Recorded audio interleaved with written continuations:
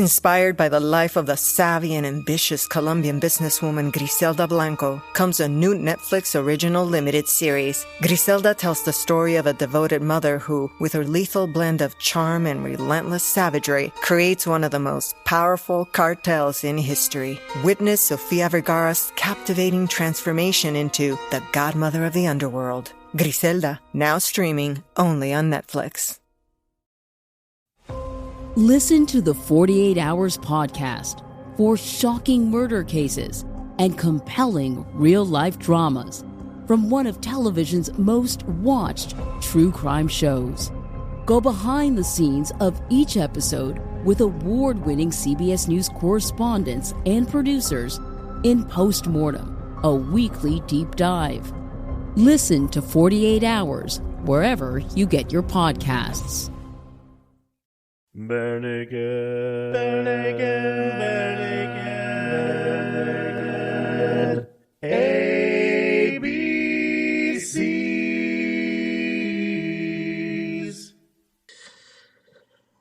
Welcome to the Bare Naked ABCs, where we discuss every Bare Naked Lady song from 7 to Y. We discuss every name as well, whether we're talking about Enid or Jane or the Wizard of Magic Land.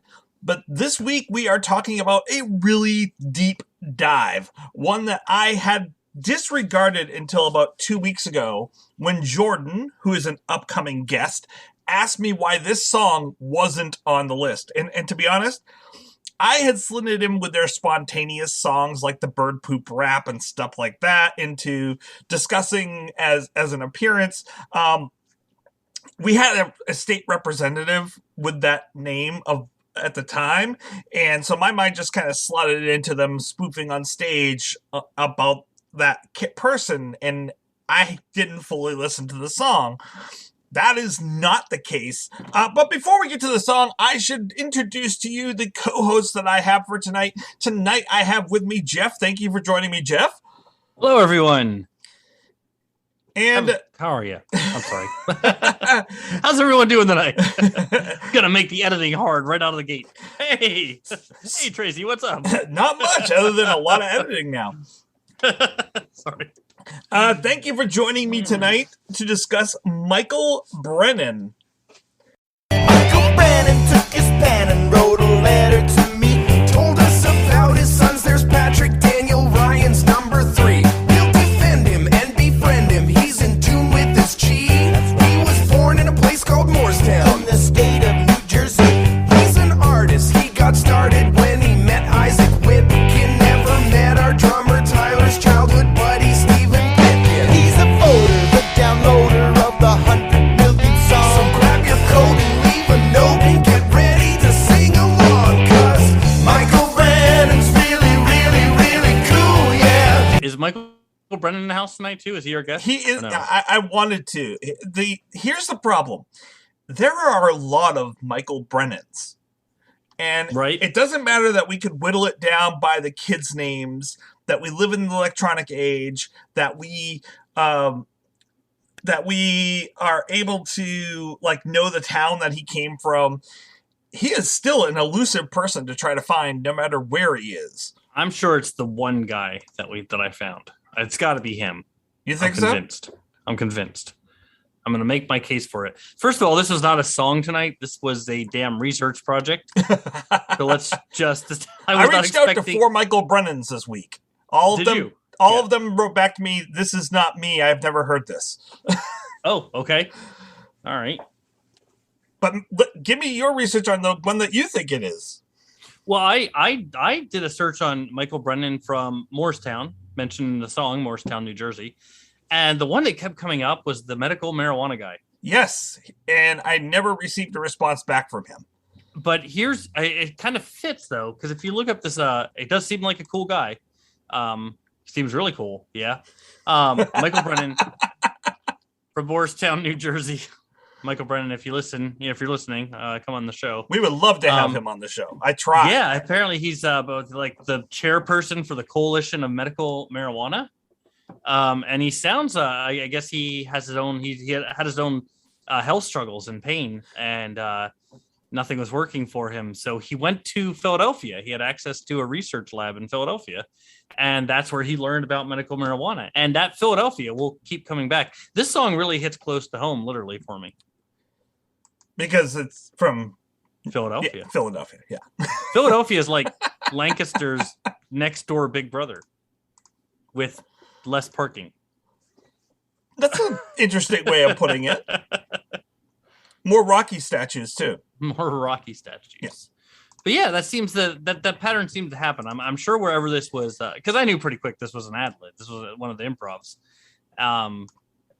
Just sounds like it was produced. It was a produced improv.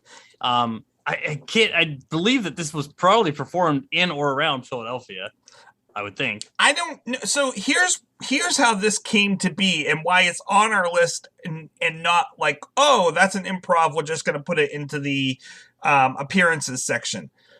This actually was available for download. This actually was something on the internet. So what happened was it was actually released on eMusic as part of a contest / prize. So eMusic had this contest going on for whoever hit the 100 millionth song download, which it was Michael Brennan. Just for trivia knowledge, the song he downloaded was Diamond Ring by Mississippi Fred Dowell off the album This Ain't No Rock and Roll, ironically enough. And here's a quick snippet of that song. Lord, I've broke it, baby. Lord, you wouldn't even call my name.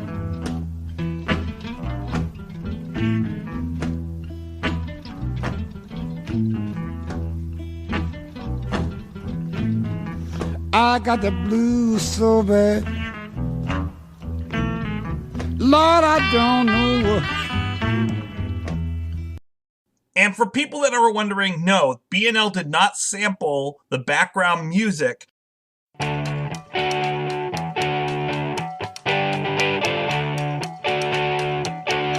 for the rap part of this song.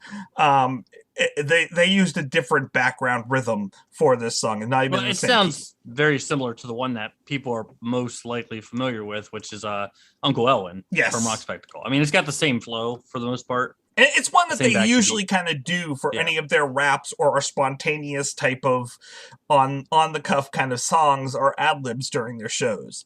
Yeah. So he hit the 100 millionth song and won this song written by B&L to be made about him, and then that song was then available for 1 month on download from eMusic for free, as well as a part of one of the free downloads that came with Bare Naked Ladies Are Men. Oh, okay. So it officially maybe it's not the guy. I mean, who knows? I mean, yeah. So I mean, there aren't too many. Not too many Michael Brennans pop up when you type Michael Brennan Morristown. I will say that if I put Michael Brennan Morristown, New Jersey, and Facebook on there, I got 15 different responses. Oh wow! That was just like the first scroll, and then it said page 2, and I'm like, no, I will go with the top 4 here.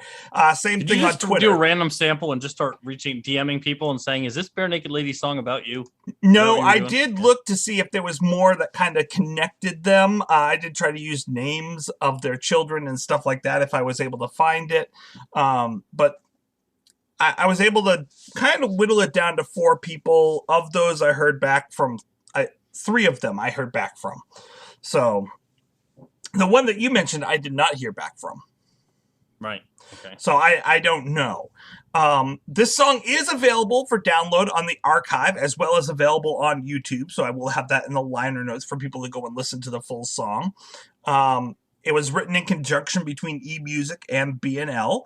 And I love the fact that I think Michael actually either responded to them in a letter or actually sent them a letter to give them information so they could write this song and get, that way they would have enough information not to just kind of make stuff up on the fly. In the letter, it actually said, "No, I've never met Tyler's childhood buddy, Stephen Pickin. But thank you for asking." Oh, and it happened in December of 2006. So this was a long time ago. And then the song was made in 2007 sometimes. By the way, he was not a fan of BNL, as far as we do know. So, we know that he lived. So maybe he doesn't listen to the show. I don't think he does. Unless he is now. Maybe he's a fan now. Maybe. I'm hoping. Michael, please once reach fan out writes to a us. song about you, that might change your mind a little bit. Oh, check him out then. So let's talk a little bit about this song. Why don't we don't have Aaron, so I'll do a quick breakdown unless you have something you would like to add about the music. No, I would just like to add, I've never known less about what's going on in a song than this one. It's very, very simple.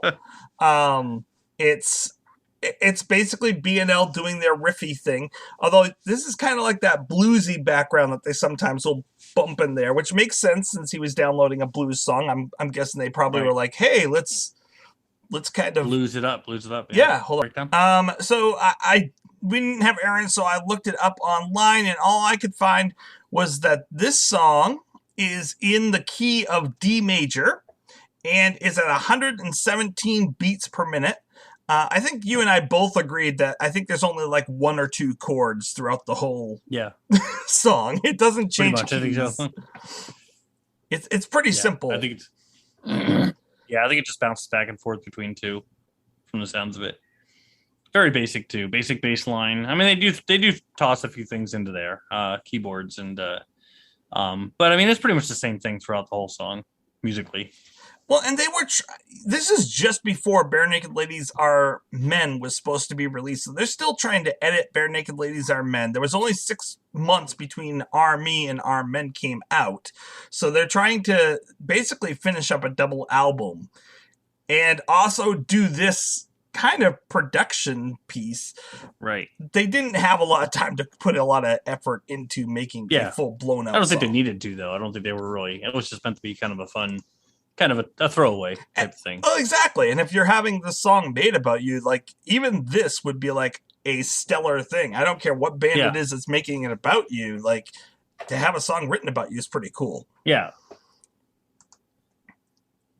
So agreed. Let's talk a little bit about Michael Brennan. We don't know who he is, but we know he's got 3 sons. So, like I said, I looked him up, and the only guy I could find was specifically on my search was the medical marijuana guy who did spend time in Philadelphia. Apparently, he's got 3 sons: Patrick, Daniel, and Ryan. Yep. He's in tune with his chi, and he hails from beautiful Morristown, New Jersey. I know that. Which is interesting because there's a Morristown and there's also a Morristown. There's a Morristown. I've actually been through Morristown. But yeah. But yeah, that he's an artist. He got started when he met Isaac Whitkin, who is a sculptor. Oh. I believe, yeah. But here's what I thought was interesting. Isaac Whitkin is a sculptor who taught in universities in New York, New Jersey, and Philadelphia. Yeah. So there's a connection there. Philly shows up twice already at this point of the song. And I was going to say there is another Philly moment in here if I remember correctly. There is another Philly moment. Oh, okay, yes. Good. We'll come back to that. Yeah, well. He obviously likes e-music because he downloaded. I love the fact that they throw in Zune in there. Like here's this piece of. They do throw in Zune. Yeah, they were going for some crazy rhymes on this song. I mean, that's for sure. Well, a crazy rhyme, but it's also like antiquated. Like one of it's like throwing in 8-track. You know. I'm guessing Michael must maybe he does some kind of therapy or massage because it says he pats you with shiatsu, which is Japanese, essentially Japanese acupuncture. By the way, just to clarify, a full disclosure, full transparency, I didn't know a lot of this stuff before. Shiatsu massage is a type of massage that's most commonly like known, obviously, from Japan. A lot of hard repetition in trying to break down the muscle is what I know from. Okay. So maybe that's what Michael does for a living. So maybe it's not the marijuana guy. We don't know. Maybe the or marijuana guy maybe does he both. originally was doing that, and then Maybe he does both. Yeah. it, The song mentions nothing about marijuana, as far as I can tell. So well, then it kind of gets cannabis. It really kind of goes down a Then it really gets really weird, funny and hokey path, which is what I love. They're like, okay, we have nothing more to kind of go with, so let's have some fun with this. He invented deviled eggs and chips. He created chips and dip. That's And he was rocking without Dokken back in 1805. Dawkin. I believe it's Dawkin. Yeah. The weird year. Dawkin I actually recognized because Dawkin did do the theme song for Nightmare on Elm Street 3. That's like the one thing I know about them. They did Dream Warriors, so they did a horror movie theme song. So I knew who Dawkin was. Now I don't believe they were around in 1805. Well, I hope not. They formed in LA, not Philadelphia. So I don't see the connection there. I don't believe they don't hail from Philly, these guys. So this is where this song takes a very CNR type direction. Yes. And you would know better than I would. I'd have to look it up. Was CNR out by this point? I don't know. Actually, I don't know if it was. Because I'm wondering if they got this kind of absurdity from Weird Al, or Weird Al got this kind of absurdity. CNR was on Mandatory Fun. Okay. Which came out, I want to say, like 6-7 years ago. Oh, so... no, that was 2014. Yeah, so this would have been out before then. But I think Weird Al already had been doing stuff like that. But CNR is definitely along that same vein of like, let's take this person that is known as a folk hero kind of thing and take him to that next level of just really even smarter than Jimmy Carter. He taught him how to drive. Oh yeah. His hammer's like the almighty Thor's. Like, I just love how they're like, we're gonna take this and just see how far we can go with it. I do like the rhyme with that too. Just give him coffee, hold the toffee, all those crappy flavored pours. It's really that's a fun little rhyme there. I did not know in this next series, the Silver Surfer, Papa Smurf. I didn't know who Ookla the Mock was outside of a comedy band. They are a comedy band. Okay, so I didn't know who is Ookla the Mock. He in I believe in the Marvel Cinematic Universe, he is the companion of Thundar the Barbarian. Oh, yes. Wow, they went a really deep dive on that. He apparently was known for like ripping up trees and branches and using them as a weapon if he wasn't using his stealthy bow. And he did come from Philadelphia, I believe. Not true. So he came from Philadelphia. Really, he's the OG like hero of Philadelphia. He's the OG. Yeah. Before there was a Philadelphia, that he created Philadelphia. Right. He made the bell. Yeah, exactly. Yeah. And Stefan joins us. Hi, Stefan. That iPhone 3 has remarkably good audio. No, my phone is way dumber than an iPhone 3. It's a smartphone, but it's like nursery school level. Yeah. It's still on finger painting. We were halfway through talking about the lyrics of this week. What was your thoughts on this song, Stefan?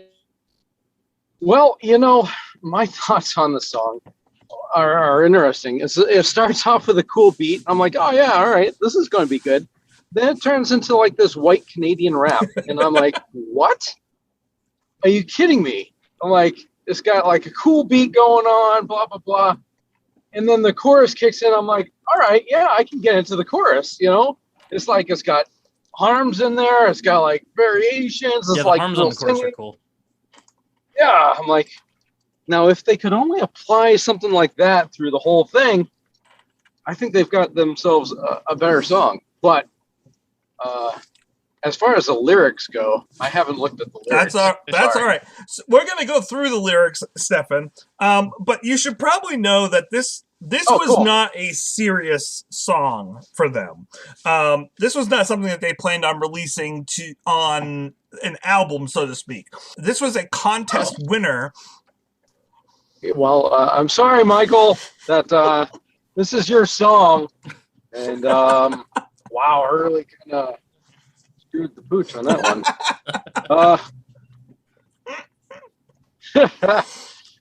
It doesn't mean I don't like you. So he's not with us. You're okay. We've established Michael wasn't a Bare Naked Ladies fan, so he probably doesn't listen to the show anyway. Well, in that case, I guess the lyrics are. I was listening to the lyrics quite a bit, and it seemed like it was kind of fun, and focused around Michael, Brennan. Well, it starts off about Michael, but then they take this weird turn, as Jeff and I were discussing about how it seems like, okay, we don't know anything more, so what kind of weird stuff can we throw in? Let's just make up stuff. Which is funny now in retrospect that you say that, because then we get to the next stanza, which we're the next one we're going to get to, which is we're his favorite band in the world, or so we'd like to believe. He likes the songs of Ed Robinson and also a Steve. Yeah, I did catch that. That was pretty funny. I wonder if in like when he wrote the letter to them to give them some details about himself. I'm wondering if he said like, "Oh, I really like that 1 week kind of song. That was really cool, but not really a big fan on your newest stuff." Because then they diss on themselves really well, right? They diss on themselves, yeah, which is funny. You sort of lost me on the chimpanzee one. That was yeah. Now I'm getting a new respect for the song, because I bet in the letter it probably did say something. He's like, I don't know about that postcard one though. What was that? That's what really caught my interest with the song, is the specifics that they had on things. I didn't know it was about Michael, a winner or anything. Like, but not knowing any of that, I was saying to myself, man, they know this guy. Like, this is a real person. They know him, and they're able to bring in like bits and pieces. Like, yeah, I'm not sure about the chimpanzee stuff, And then I was thinking, man, this kind of sounds like me. And then they just decided to take a really right-hand turn, and they're like, okay, now we're going to start randomly mentioning different artists. Because he's an artist. Bernini is a meanie, and Rodin is the man. Well, I did look up Bernini, and Bernini does tie back because he is also a sculptor. Right. He's an Italian sculptor. As is Rodin. He's credited with as is Rodin. But Rodin could also be the giant flying monster kaiju. But you don't know. I'm pretty sure he's referring to the thinker, but I mean, I thought that sounded familiar. I'm like, wait a minute, wasn't that guy from Godzilla? Like a big giant thing? To my knowledge and my research, neither Bernini nor Rodin ever went to Philadelphia. So I don't know that for sure. It's possible they swung by Lincoln Financial and caught an Eagles game. I don't know that. Google won't tell me. But Bernini Parent is known. Now Bernie Parent is. They took a stretch there. I guess Bernie Parent would be the flyer. But yes, Bernie Parent was a flyer. Was a Philadelphia. And the fact that they mentioned the Flyers twice makes me think that he also mentioned that he liked the Flyers. Which is why I keep coming back to this. Really sounds like a Philly song. Like all the references seem to. There's something Philadelphia about this song. Yeah, he must have like gone. I can smell cheesesteak all over this. Oh, it's cheesy. You got that right. Well, fortunately, I'm a fan of the Flyers too. So, are they sure that they're writing about this Michael guy and not me? Honestly, this is uncanny, like the X-Men. Oh, that's a nice reference there. I like that one. So, what do we think in the letter then has to do with telling John Lennon about HR Puffin stuff? I gotta say, I don't know who HR Puffin stuff is. Oh, it was an old show. It was an old children's show with puppets. Okay. Witchy Poo cracks down. Yeah, Witchy Poo and the Kingdom. My guess is that Captain Kangaroo-ish. Yeah. My guess is they were searching for rhymes as they were this is where they were just kind of like going off the cuff, and I get the feeling like, okay, what rhymes with Brennan, John Lennon, okay, and what rhymes with stuff? Well, stuff, HR Puffin stuff. I don't think so. I don't think so. I'm convinced. No, I'm convinced that sometime back in the height of Beatlemania, Michael Brennan actually met John Lennon. He had the opportunity to meet John Lennon. And the conversation actually went like, Imagine, okay, that's post-Beatles. Good one. I went off the rails. Imagine is a great song, but have you seen HR Puffin stuff? What do you think about that classic children's show? Like, I believe that that's what happened. This man had the chance to talk to John Lennon, and that's what he talks about. Stuff. Oh, and that's what he talks about. Yeah, I mean, wasn't John Lennon the writer of the music for HR Puffin stuff? What are you gonna do? Talk about Twist and Shout or something? I mean, come on. Yeah, I'm gonna say that he's like one of the greatest musicians of all time. I mean, yeah, he's all right. I'm trying to look at when HR Puffin stuff was on TV. Oh, this goes back to the 60s, I believe, 60s, 70s. But, when it comes to like the song, I think they, with the talent that Bare Naked has and the beat that they have, the beat was awesome. And the chorus was just really great. I don't understand how they could just kind of let it fall like that. But well, in fairness, I think that was the point, though. I think like they do ad libs on stage, they do the improvs on stage, and I think that was the idea here, was just meet this guy, this random guy who won a contest, find some stuff about him, and let's just do a nonsense song. I think that was the point. Yeah, honestly. let's do what we normally do. They could have rised up and been like, "Hey, we have to make this song. Let's make it a hit." They could have, but I don't see them doing that. I can see that. I can see well, why, and they didn't do it. I don't think they could make it a hit though if you're writing about, because when I pulled it up, I was like, who's Michael Brennan? If your first question is who is this person, you probably don't have a hit on your hands. It doesn't matter. But I mean, how many songs have we like, what is this song about? And we've tried breaking it down, especially the dark, weird stuff that Steve writes about usually, But maybe that was part of the point where they're like, well, we don't want to go dark. No, I'm saying that they've sung better songs about worse things. Oh, I agree. I think that this was them. They had made a deal, okay. Let me fix this. I don't know if they even made the deal. It could have been their production company, their manager, making a deal for them to bring some publicity to them. Although they were no longer with a record company at this time, but they still had management at that time. They still had people that were there. Public relations. Yeah, public relations people. And I could see how that maybe they were like, you know what? We just left our record company. We don't have people putting our promotions out there anymore. We need to promote for ourselves. So let's just do what we're good at, which is us like coming up and doing ad-libbing and do that. That's what people love in our concerts. Like, let's just do that. Yeah. You know what, though, and it works, though. Like I said, I see the point. I mean, I'm not going to call this like a legit single or song, no. But one of my friends is a musician, or a guy that I know pretty well, John Brennan, another Brennan, the guy who does the music for the Last Drive-In. He did a contest as his album was coming up, as he was about to release his next album, where on Twitter he said, if you retweet this message, I will write a ditty about you. And so people went nuts. I, of course, like without even thinking about it, I was like, oh, I want that. So everyone's retweeting. And this guy for the entire weekend was just getting on the camera and just taking your profiles, your Twitter profiles, and just singing little jams about them. I wonder if he wrote a ditty about Jack and Diane. Yeah, a little one. I will say that Jack and Diane probably got, one of the more polished songs. But but no, I think it was just a fun little PR thing, and it worked. And I think that's all it was meant to be. That's all this was meant to be too. Just a fun PR thing, because who doesn't want to submit their name, to get a song written about them? I mean, I think most people would want that. So they probably had this letter with all this stuff in it, and they're like, let's just come up with a fun improv rap. Yeah. Instead of making a really dark Steve song. Matter of fact, I'm guessing that Steve probably wrote one of those, and they're like, dude, we can't release that. Michael Brennan's gonna hate us.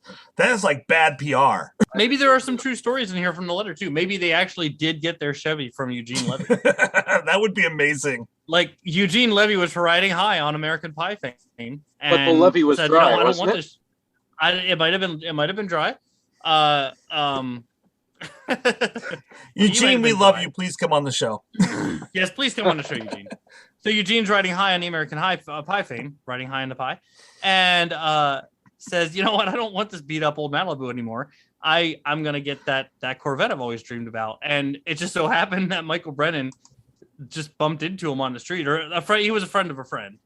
Kevin Bacon was probably in there somewhere too. It was like a friend. I mean, he's always in there somewhere. No, but I bet Linda's Mike's wife. Oh, I'm sure. Into Marvel. They drove this. Oh, we have to throw her into the last line. Yeah. She's got to be in there somewhere. I enjoy the song for what it is, but at the same time, I'm not gonna like go out and listen to it and like it's not gonna make it onto my playlist for something to listen to often. It's a wonderful cheeky song that's fun to listen to like once in a great while. Nah. It's got a good beat. I think they could have done better. I think they kind of copped out on it. That's just my opinion. Hey, you're allowed to have your opinion. That's why we want you on the show. Mm-hmm. We like your opinion. Yeah. We're allowed to disagree with you, man. Well, they chose to do something that they always do instead of be like, hey, we're a legit band. We get paid to do this. We have how many albums out? At that point, 8. Yeah. But they weren't technically paid to do this. It doesn't matter. And speaking of not being paid, by the way, we are not being paid by Michael Brennan. That is this week's advertiser that is not paying us. Is Michael Brennan. He ran for the Senate in the state of Maine, and he was there from 2001 to 2006, and he did a lot of stuff in the Senate. He was a really great representative. Not paying us to talk about him tonight. Oh, that's good. Is he up for re-election? No, but he should have asked BNL to write him a song. Like, was it the politician? Was that the guy? Yeah. That's the one that did the song. That's okay. That's why I thought that it was this wonderful. That'd be cool. That'd be cool though. That'd be really cool if it was the senator elect or senator. He was going for a Senate seat, right? Or he was. He was a state senator. Okay. He was a senator. Okay. So, but he's not going to pay us for this because he's not even running for the Senate anymore. No, he has no real reason to want our advertisements. Didn't even buy the T-shirt. No. No. Love you, Michael Brennan. Don't come on the show. Wait, we have T-shirts? Yeah. Oh, yeah, we do. Oh, that's cool. Yeah. Oh, we do. Yeah. Oh. You're including yourself in the we, Stefan. Oh, I am. Yes, we have T-shirts. We have T-shirts? We do. Yes. What do we want to give this for a rating tonight, Jeff? Well, I'm convinced that our boy Michael Brennan is a Philly native or has ties to the great city of brotherly love, the great city of Philadelphia, my next door neighbor. So I'm going to say this is going to be on a scale of 0 to 5 cheesesteaks. Because what says Philly more than a good old cheesesteak? I mean, that's making it really tough for me, Jeff. Because sorry, how can I say I just want one cheesesteak? I know that's true. Yeah, I want more than one cheesesteak because I like cheesesteaks. That's a good point. Steaks. But Stefan is going to go first. I am? Oh, fantastic. Well, I'm going to slam it because the beat's awesome. It's kind of cool. I can listen to that beat almost all day long. And they added some pretty cool inflections into it, and I made it really different in certain spots. But the lyrics, the lyrics are fine, I guess. But it's just how they were singing it and all that stuff. I wasn't a big fan. And then they kind of turned it on for the chorus. I'm like, what's going on with this? The chorus was great. The beat was great. Just fill in the rest with good stuff. and just don't cop out or do things halfway. So, and because they did things halfway, I'm going to have to give it a halfway score because I like the beat, I like the chorus. Everything else just didn't do it for me. So, sorry, Michael, but I'm going to have to give it like a solid 2.5. Cheesesteaks. Okay. 2.5 cheese, 2.5 cheesesteaks. That's a good amount of cheesesteaks. I'll take the other. That's a good amount. Yeah, of I'll take that many cheesesteaks. I could do that. I could do that in a sitting. I love cheesesteaks. Oh my god! All right, I'll go. Hey Jeff, why don't you go? I thought I was. This did not go the direction I had thought it would. I actually like the song in a way. It's not like I said, it's not a song, it's an improv, and I think it's fun when they do their improvs. I don't think I'd put them on my playlist. I'm not gonna cram it in there next to Off the Hook and Brian Wilson and everything. But I also like the sentiment of it. I like the fact that they wrote a song for a guy and they took all this information. That's a fun little project for a writer too. I think a lyricist to do that.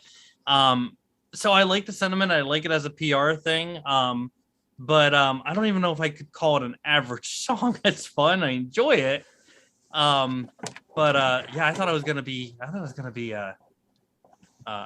higher than Stefan. This kind of blew my mind. I'm actually giving this a 2.1. Oh wow. Yeah. Like it's fun for what it is, but I don't know if I'd even call it like an average song, right. In my opinion. It's a fun tribute for this guy, and for that it works, and that guy gets every reference in the song, which is cool, and I'm sure every time he listens to it he's like, that's why that's in there. That's about me. So it's about me, that's what I put in the letter. But yeah, some clever little rhymes and everything, like Stefan said. I like the chorus. That's got this Q arms, but yeah, I mean it is what it is. So I'm gonna do 2.1 cheesesteaks. Nice. All right, cheesesteak. So I like the song. It's a nice, fun little like deep dive that we can pull ourselves out of and listen to, and it's kind of cool to have never heard this before and then go, oh yeah, that's kind of fun. Is it something I'm going to seek out on a regular basis? Absolutely not. It's not going on my playlist. I'm not going to listen to it or memorize it if it comes up. Not because it's not fun and not because it's not a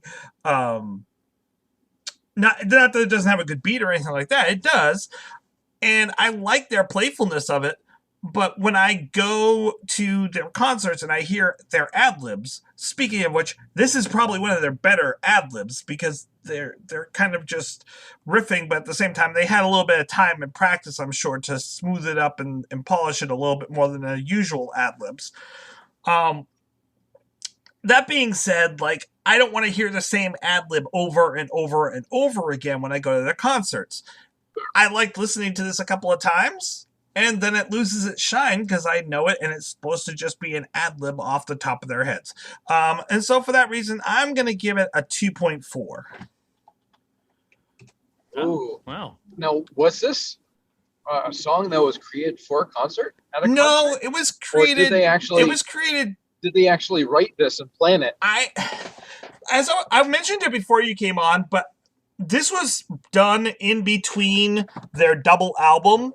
So their first double album had just been released, and the second of their double album was being finished up and worked on in the studio. So my guess is, like, one, it's a promotional thing, and two, they're like, we don't have a ton of time to put into that at the same time as doing this thing that's supposed to promote our album. Like, let's do something fun.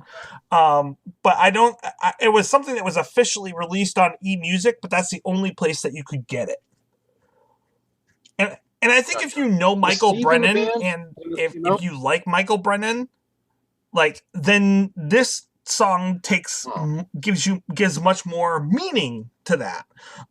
If he was someone I knew in my life, it would be on my playlist because I'd be like rocking to it and listening to it because it had meaning. It doesn't have meaning for me, which is why the score was so low for me. Right. Yeah, I think where they went with it is it was a contest, and this Michael Brennan won the contest, and the reward was to have Bare Naked Ladies write a song for you. based on some information. It sounds like he's sending a letter with a bunch of fun little, or like send us a letter, put some fun little factoids in there, and we'll twist that into the song. And he did that.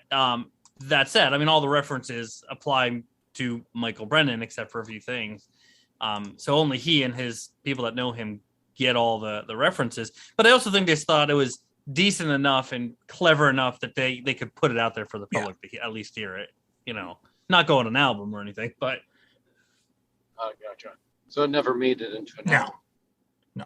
It was an extra for the album, but it was just an extra. So one I do want to put out there for people, I do realize if you're listening to this, go back and listen to our Maybe Katie episode and our Maybe Not episode again. A couple of people have written to me and said there's a problem with it. I am in the process of fixing it now. So by the time this episode comes out, the episode should be all fixed. So Maybe Katie and Maybe Not should be all fixed by now and be in the right order. Was the problem I was on it? And for the appearance this week, another thing that they like to do a lot in concert is their medleys, where they stick a bunch of songs together. And they did release that on the Ladies Room Volume 4 album. That was a special gift to the people that were in the Ladies Room, the fan club. It squeezes a number of their songs and other people's songs together. And when they get to the Hey Jude ending, they replace each other's band name, each other's names into the Hey Jude part, which is kind of cool. I didn't want to cover it as a full song because one, they're just kind of covering a bunch of different things. It is something they did in their concerts quite often, and continue to do, which is great, but it doesn't really speak as its own thing because they're always changing it up. So for that reason, I'm just going to mention it as an appearance here this week. Yeah, that actually surprised me when I saw, because the only time I've seen Bare Naked Ladies live was during Peep Show, which wasn't, their full arena concert. It was more of the Q&A kind of thing, but still promoting E2E. But when they did the medley there, they did an acoustic medley. They just came out with a couple acoustic guitars and did a bunch of songs. They did 1 week in that. That was their 1 week for that show. They didn't do a big full version of 1 week. So I thought that was really interesting and kind of unique. That would be a cool way to hear 1 week, though. Yeah, it was like one of those okay, we do this song all the time. Let's just mix it up. So yeah, they're the 1 week they did when I saw them live wasn't 1 week. It was an acoustic. So they shortened that 1 week down to just a few days. Yeah, pretty much. Yeah, it was like Tuesday. It's always Tuesday. Well, guys, we really should get going now. I have said my point of view, and I really don't want to bother you. But I will see this whole thing through. So next week's song is also going to be an exclusive release song. It's going to be Moonstone. And those who love Moonstone will get all the references I just threw in. Yeah, by Van Morrison. Could I have just one more Moonstone with you tonight? That's it. If you disagree with our opinions, pretty cool. Write to us at barenakedabcs@gmail.com or on to us at Facebook at Barenaked BNL Podcast. Michael Brennan's about to write in and rip us a new one. Exactly. And we've already had a number of people write into us this week about the Maybe Katie and Maybe Not problems. What was wrong with Maybe Katie? They're mixed up. The audio is all mixed up and not there, and something I can probably fix in about 5 minutes. Unbelievable. It was one of those ones where I was going away on vacation and released both at the same time, but I probably got the order all mixed up. I think that was one where I got you the audio really late, too. I don't know. So, I'll fix that. Speaking of which, I need to Zoom because I need to edit that, and I also got to get going and pack for tomorrow. Okay. Because tomorrow we're camping, so. Right. Well, we're currently Zooming, so. But not Zooning. Not Zooning, no. The Zoom where it happened. The Zoom where... No one's left within the Zoom where it happened. The Zoom where it happened. The Zoom where it happened. They're all dead within the Zoom where it happened. The Zoom where it happened. The Zoom where it happened. To celebrate joining Pantheon Podcasts, Rock Camp, the podcast, the official podcast of Rock and Roll Fantasy Camp, is giving away a guitar signed by Mike Portnoy of Dream Theater, Marty Friedman, formerly of Megadeth, and legendary shredder Zakk Wylde, plus our rockstar counselors like Vinny Appice, Monty Pittman, and more. To enter to win, simply follow, rate, and review our podcast on your preferred platform, and that's all you have to do. For more information, go to rockcamp.com/podcast.